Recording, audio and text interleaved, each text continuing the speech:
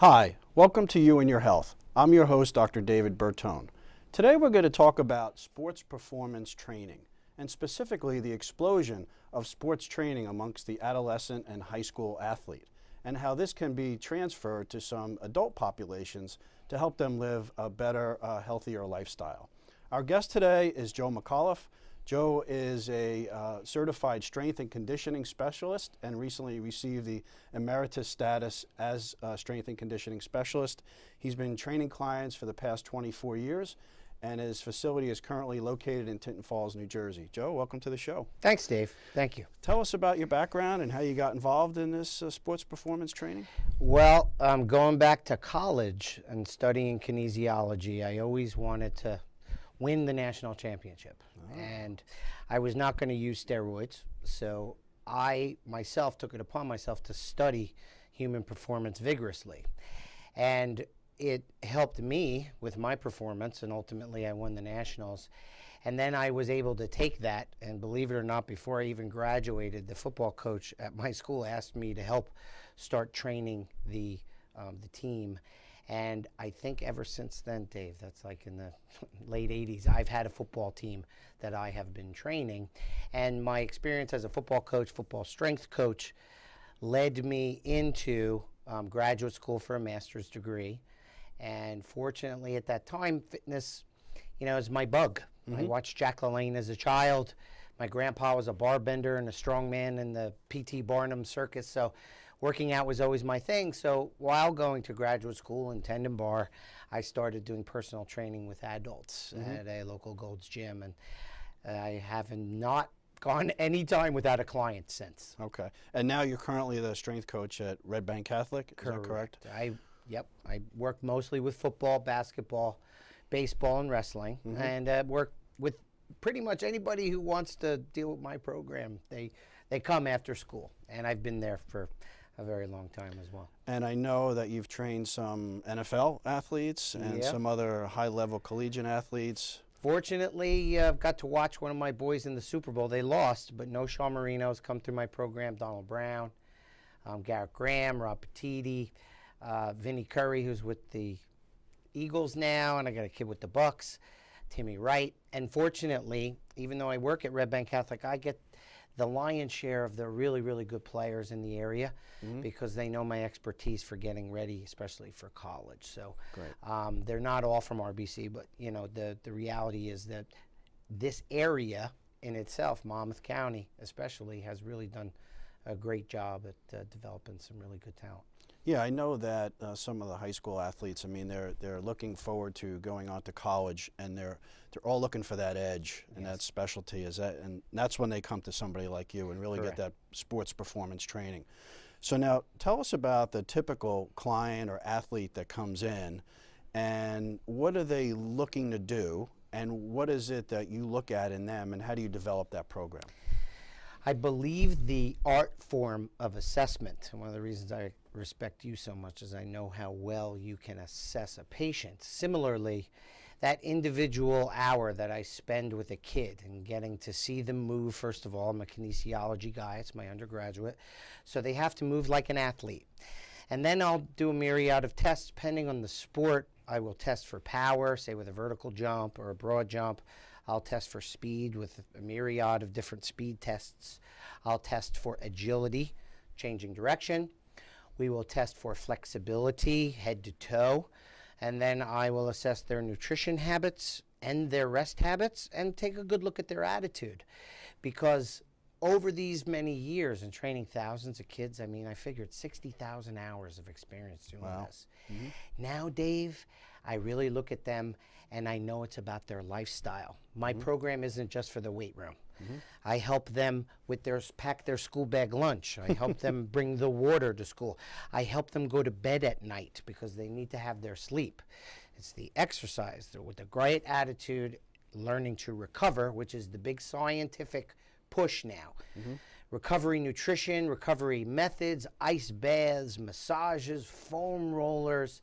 There are so many different techniques now that we use to help kids recover.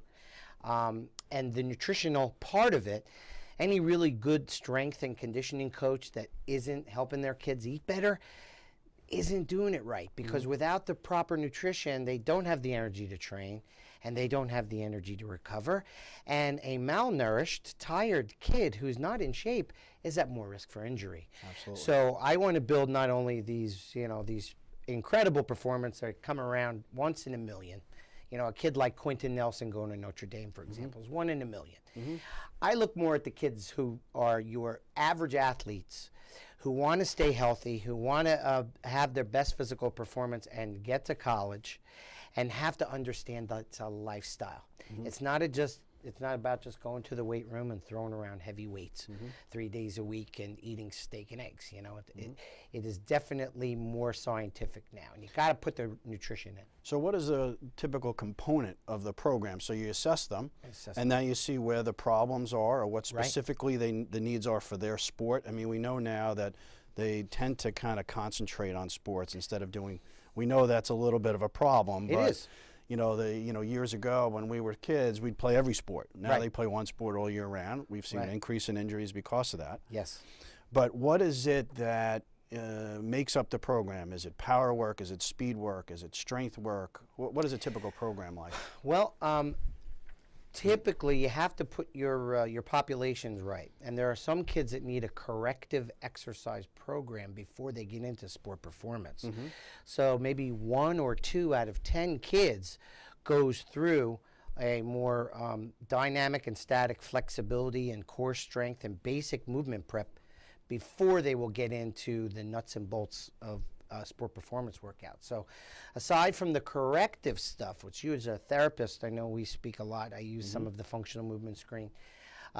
What we try to do is look at the sport, look at the kid, look at their genes, look at their sports fitness level, and work all within 1 hour on power, agility, strength, speed, and flexibility.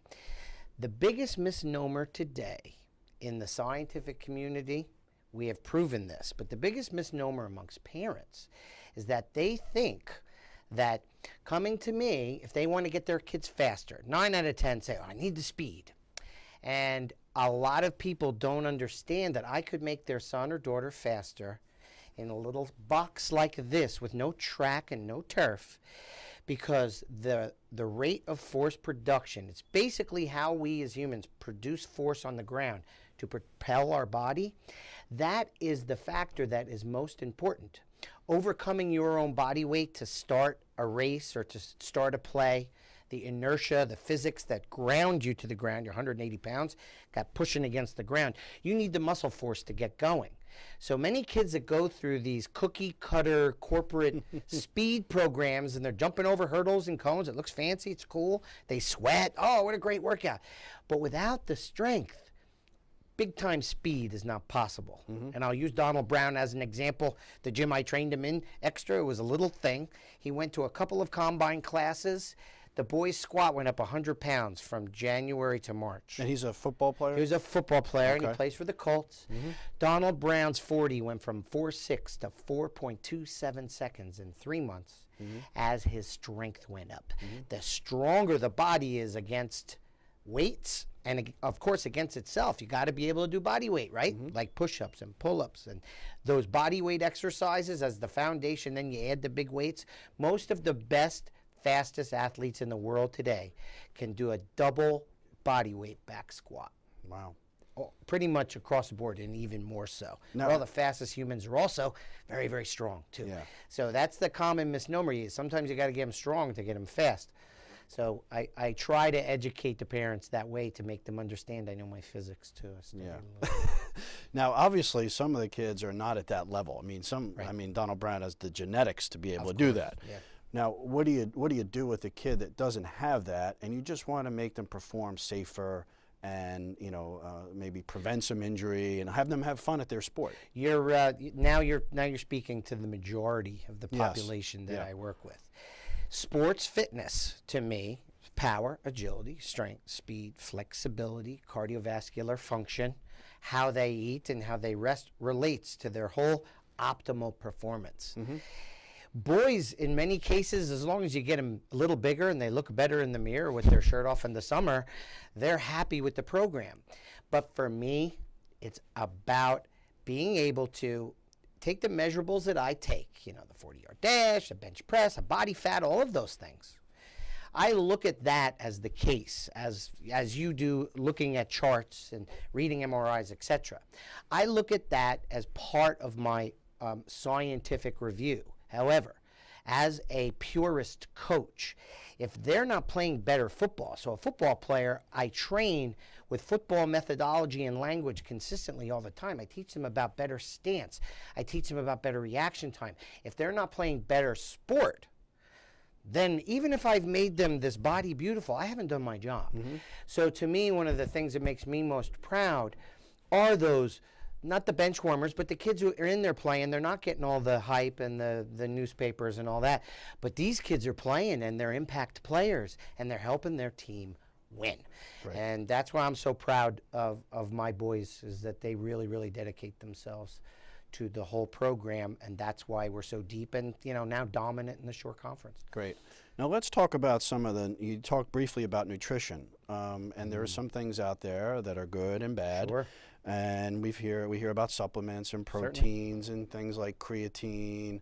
Why don't you talk about some of that stuff and how it's utilized for improving sports performance? I think one of the things that connects me to my athletes, Dave, is that, minus a year and a half from a car accident, I'm 19 nationals that I've competed in. I've won the nationals 9 times. And you're talking weightlifting, correct? In powerlifting, yes. 4 times a world champion. I still hold the world record on the drug-free bench press, no correct? steroids. Tell everybody the numbers. Just well, my best bench press ever is 606. My best 606 pounds. My best squat 755, and my best deadlift 672. Wow, very impressive. Now, one of the things that always connected me to my kids is my experience as an international athlete, as a competitor who's traveled the world and won meets. So for me, I was always connected. So have I used supplements? Absolutely I have. However, these kids have such horrible hydration habits and general nutrition habits. I would say 70 to 80% of the kids I see have major issues with their nutrition. My first comment is there's no supplement for a good diet. Focus on the food first, and the results are smashing. Great. Then you got a kid who needs that extra edge for a national championship or a world championship, because I am competing against guys who take God knows what from other countries. And there are kids that want to play big-time Division I football. And the funny thing is, you talk about creatine. There was a craze many years ago. They thought it was a steroid. They thought it did kidney damage. Every time you eat a steak, a salmon, a piece of turpin, even peanuts, milk, all have creatine in them. It's a base amino acid that gives us energy. It's just that people abuse it, and some kids take it and don't drink enough water, and they give themselves cramping problems, etc. But in general, it's been proven over the years to be a safe supplement. Protein supplements are not all the same. And unfortunately, you can walk into a GNC or a vitamin shop and be completely overwhelmed. And the first thing I say, parents, don't listen to the guy behind the counter. Talk to people like Dr. Bertone, Coach McAuliffe. Talk to people, internationally certified sports nutritionists. There's plenty of them out there to find good information for your kid.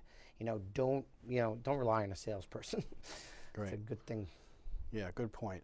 So we've heard about the importance of sports performance and nutrition. When we come back after the break, we're going to tie it all in and hear more from Joe McAuliffe about how to improve your sports performance and fitness.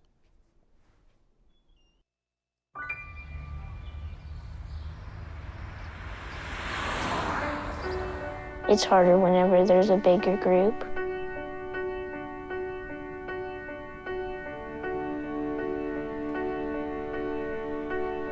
Pretty much a good day for me would be people leaving their hands off of me.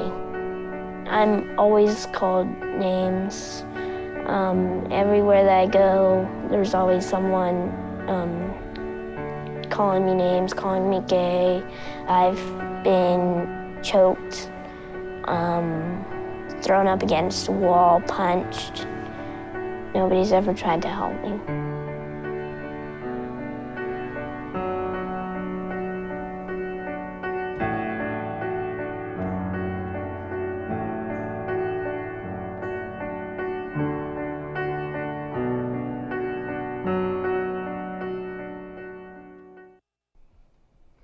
Welcome back to You and Your Health. I'm your host, Dr. David Bertone. We're here with Joe McAuliffe talking about sports performance. And obviously you see the passion that Joe has for educating the youth about fitness programs and proper sports performance. Joe, welcome back to the show. Thanks, Dave. So we were talking in the first half about overall sports performance and attitude and putting it all together. And I know you want to speak a little bit about lifestyle. And maybe let's talk a little bit about some of the specific nutritional needs of the high-level sports performance athlete. Okay, well, in the past 3 years, if I look at my football team, I look at a group of kids that are from the very physically talented to the average kid. And I look at our performance, and over the last few years, I have seen tremendous physical result because I have been more active in educating them and putting them on meal plans for game day and pre-game day. We have changed our methodology and what we actually give them before the games, during the games. So when I look at that, and then doing sleep exercises with them and teaching them how to breathe and relax, it has dawned on me that my job has gone out of the weight room, and it's at home. It's in your kitchen. It's in your bedroom. If you're living the lifestyle of a student athlete, and I always say student first because all of these things we talk about with nutrition and fitness make you a better student too. Mm-hmm. These are all high-performing academic kids. I did my best in graduate school when I was working out the hardest and eating the best, training for tournaments.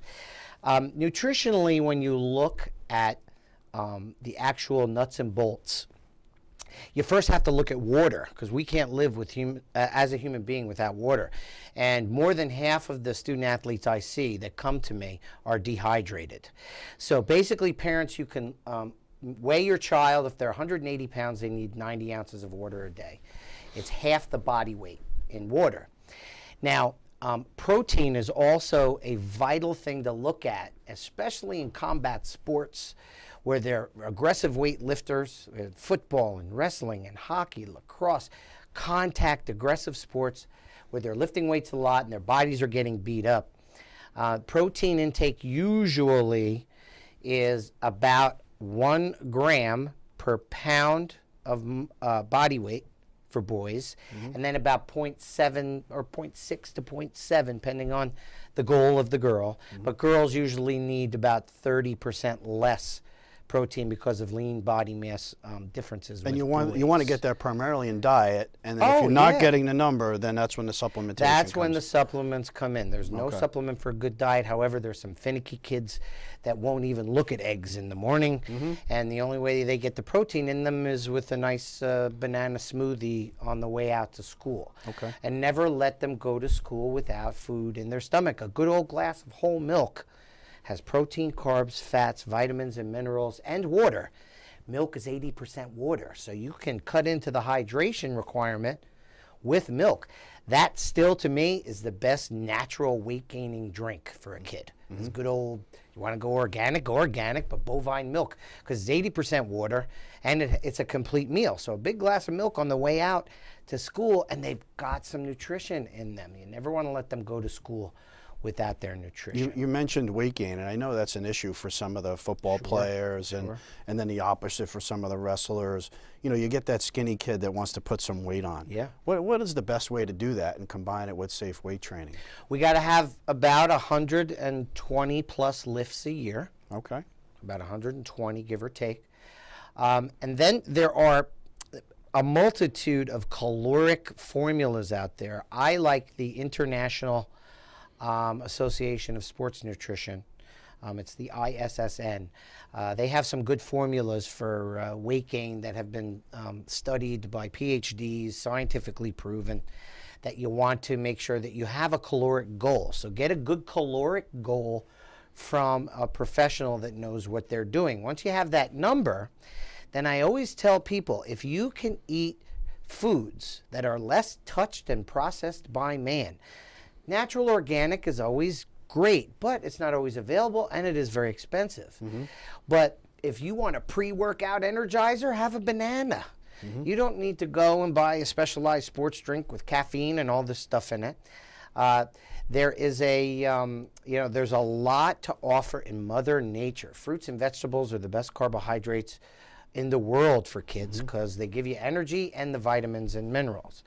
But when it comes down to it, you got to get the calories, you got to get the lifts in, and that protein requirement I see. The carbohydrates and fats tend to vary a lot with kids, but if you tend to focus them and they're counting that protein and they're counting their calories, then they tend to have success 9 out of 10 times without any specialized supplements or the creatine or any of that. Great. Let's talk about the weekend warrior and the athlete that's a little bit older. Right. What can you do for them, and what can you suggest that they do to improve their enjoyment, say, of their weekend sport? The first thing is movement. I always go back. I studied ballet, believe it or not, in college. My advisor was the Movement Dance Academy PhD, Dr. Crepton, if you're watching. But Dory always taught human movement at its most perfect. And if you look at people in gyms these days that are working out and trying to improve their fitness, most of them don't move well. You have to be able to move well to exercise efficiently to get the results. And oftentimes I think people make it too complicated. Believe it or not, the world is your gym. You don't need to belong to a health club. If you have the proper program and you get, there are some people that come to me once a month, they get a program from me and they do it at home and then they come back. And believe it or not, just by doing this, I have just done a squat. There you go. Do that 25 times in a row and watch what happens to the respiration. There has been a big scientific push on fat loss, and what we have found out is that the old school fat loss heart rate, if you go on any older treadmill or bike and you see heart rate and fat zone, there are people like Sally Edwards out there. If you look up some of Sally Edwards' research on heart rates and heart rate zones, there's 5 different zones. And the reality is not to get too overwhelmed, but if you want to burn up body fat, you got to breathe hard, but only for about a minute. And then you come down, catch your breath, and then do something to breathe hard. Whether jumping jacks, run up and down your driveway, walk the stairs, do something to breathe hard, and then recover again. If you do that maybe 10 to 15 times in a week period, say do it 3 times every morning, I will guarantee by month's end, if you haven't changed your diet at all, that you'll have lost body fat and you will have gained muscle. Unfortunately, this day with the health club boom, there are too much money wasted on machines and too much time wasted in gyms on machines. You can be in the best shape of your life by working out a little bit every day. You could go 10 minutes a day. That's 70 minutes a week. That's almost what the American Heart Association is claiming is necessary, which I do believe right now they're saying it's about 100 to 130. I say build a habit first, a lifestyle of 70 minutes, maybe 3 20-minute bursts a week, 3 20-minute walks, and now you're starting a habit. Moving is a wonderful way to live. It's much better than sitting. And they say sitting is now the newest smoking because of what it does to the body. You're better off standing up at your computer a little bit and walking around, moving and stretching. So for the general person, they should address their heart. They should address their muscles. And good old Jack LaLanne, if you go back and look at his TV show, what he did with the chair, it's groundbreaking beyond his years in basic fitness. But there's not a ton of money to be made in that. The guys who are running these big gyms are making a lot of money. So I say make sure you take care of your heart, make sure you take care of your muscles. You do some good old push-ups, squats, walking up and down the stairs.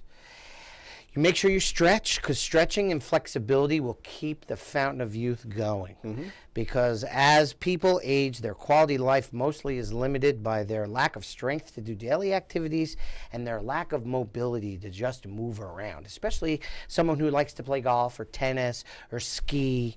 Those type of recreational sports require a lot of flexibility. That's very, very important. Let's talk briefly, and I know it's a little bit of a taboo subject, but the explosion still of the anabolic steroids in sports performance. Right. So, you know, I know there is some testing now, random testing at the high school level. Yes. You know, what's being done to, you know, educate the youth about the downsides of doing that? I was fortunate enough to interview with Peter King and give a live expert testimony to the governor's task force against steroid abuse at Rutgers with Governor Cody back, that's a while ago, when they were putting together the testing program. Now, the testing program has been successful because the number of positive tests that have come up have dropped. Now, the education programs, there really isn't a set forth standardized education programs. I locally in my area at a couple of different school districts have done some education PowerPoints and presentations. Sometimes boys don't care about your degrees. They just want to see me deadlift 500 pounds. So if I do that, then gets their attention or whatever works. Yeah, absolutely. Yeah. But the reality is I'm a prime example that you can really build your body and lift some freakishly heavy weights without steroids. And in the area now, I think more and more health and physical education curriculums are addressing it. I just don't know. For example, I won't say at what school, but I know a kid who came to me and says, "Yeah, we had a steroid speech today." I said, "Well, what do you think?" He said, "Well, you know, my teacher's got a fat belly and he sits out and he smokes cigarettes. Like, what does he know about it?" He's just reading a thing off of the off of the piece of paper. Yeah, it's not inspiring. Yeah, so I think more and more the natural athlete needs to be publicized. More and more the natural athlete, the guys like Derek Jeter, not A-Rod, Derek Jeter. Look what he's done. He's never taken steroids. There have been plenty and plenty of successful athletes in all of our professional sports who have never taken steroids, and their stories need to come out. And there needs to be more media attention paid to those success stories and less hype and media attention to the what's-his-faces and who did what. Because I, as a strength coach, have a dozen stories of woe, of devastation, of drug abuse, of incarceration that those drugs have caused. Every strength coach in the country has a dozen. We've seen all the bad. When one guy makes it to the top of the home run list and he has gotten away with it, his story is told again and again. And unfortunately, I think, again, the kids they need to hear these other stories. They need to hear the bad stories. Yeah, the media kind of promotes and raises these people up when you're right. We need to talk about the ones that are successful. We need to talk about the ones that are successful. And also, too, the steroids lead to other drugs. I've seen so many guys start on the juice and end up, next thing you know, they have to take uppers and downers and sleep. It's a mess. It's a no-win. Before we wrap up, just quickly, what do you see for the future of sports performance? Say 20 years down the road, what are people going to be doing differently? Well, you'll see less and less of the big box corporate cookie cutter franchise type places. Okay. And you will see more and more the consumer becoming educated and understanding what a CSCS is, a certified strength and conditioning specialist who has spent time and years and money going to school and learning about anatomy, physiology, biomechanics, not just getting a certification off the internet. And don't be fooled by a good-looking guy in a sweatsuit who played a little for the New York Jets at one time. Don't be fooled by that. There's charlatans in our business. And more, there are smaller operations like mine that care and look at credentials, and more importantly, parents, look at the walls and see, who have these people trained? Look at them and really look and see what are the credentials. Don't be fooled by the facility or the good looks of the instructor or the sales rep. Right. And I do believe that more and more you'll see more and more smaller facilities having relationships with doctors and schools and working together to do what's best for the kid. I mean, I didn't get in this to be a millionaire. I'm not a Wall Street guy. If you want to do that, go to Wall Street. But coaches and strength coaches, personal trainers, they do it because they love it, the good ones. Great. Joe, thanks for joining us.